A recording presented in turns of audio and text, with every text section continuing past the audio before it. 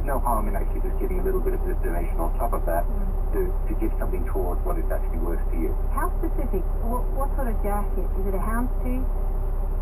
Yeah, it actually is, and that's what was really nice about it. And because it's something very specific you actually want to get, and it was also just the whole pattern of it. This was exactly what I was looking for. It was a really beautiful blue colour, and I really great jacket. I was very, very happy with that. That's the thrill you can get at an op shop that you don't get at Maya, do you?